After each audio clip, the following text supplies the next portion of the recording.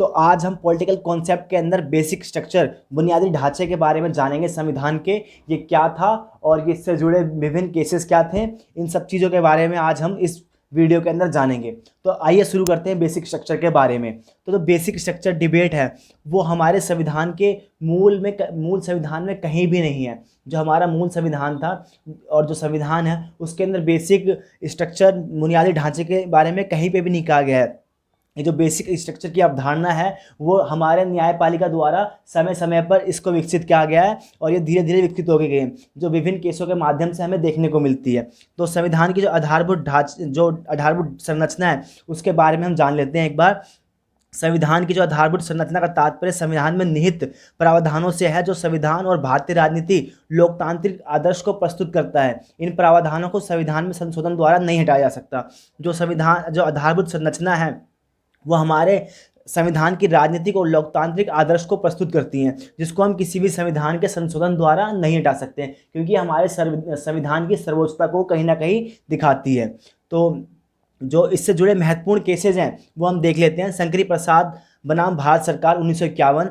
Supreme court का निर्णय, संसद को अनुच्छेद 368 के तहत संविधान के किसी भी हिस्से में संशोधन करने की शक्ति है। तो इस मामले में कहा गया था कि जो संसद है उसको भारत के किसी भी संविधान के हिस्से में संशोधन करने का अधिकार है। इस केस के अंदर ये कहा गया था। और सज्जन कुमार बनाम राजस्थान सरकार 1965, इस केस में भी यही कहा गया था कि संसद को अनुच्छेद 368 के तहत संविधान के किसी भी हिस्से में संशोधन करने की शक्ति है।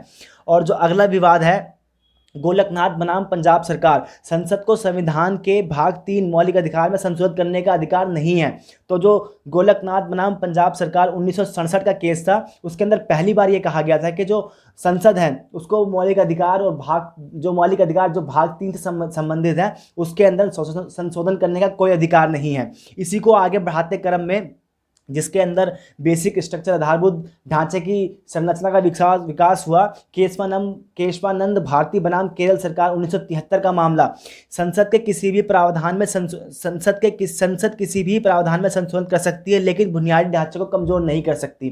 तो इसके अंदर ये कहा गया था जो संसद है वो किसी भी प्रावधान के अंदर संशोधन कर सकती है, लेकिन जो संविधान का बुनियादी ढांचा है इसके अंदर संशोधन नहीं करती। इसी मामले के द्वारा भारत के अंदर बुनियादी ढांचे की अवधारणा उभर के आई 1973 के अंदर। इसके अंदर 13 मुख्य न्यायाधीश थे, जो कि 6 इसके फेवर में थे, 7 इसके फेवर में थे और 6 इसके अगेंस्ट में थे। तो इसी मामले के द्वारा भारतीय संविधान की बुनियादी संरचना का विकास हुआ। और जो इसी बुनियादी संरचना के विकास को पुष्टि जिस केस ने करी थी वो थी इंदिरा गांधी बनाम राजनारायण 1975 के अंदर। सुप्रीम कोर्ट ने बुनियादी संरचना की अपनी अवधारणा को इस केस में पुष्टि किया।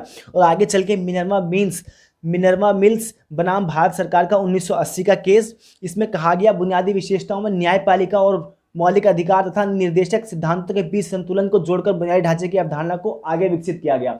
तो जो ये मिनर्वा मिल्स का केस था, इसके अंदर जो बुनियादी ढांचे की अवधारणा थी उसको और विकसित किया गया और जो मुख्य रूप से बताए गए जो न्यायपालिका द्वारा, और कहा गया है कि हम समय समय पर इसको बताते रहेंगे कि संविधान का बुनियादी ढांचे की विशेषताएं क्या क्या है, ये न्यायपालिका द्वारा समय समय द्वारा बताया जाता है, जो कि हम थोड़े बहुत इस प्रकार देख सकते हैं जो संविधान की बुनियादी ढांचे की विशेषताएं हैं।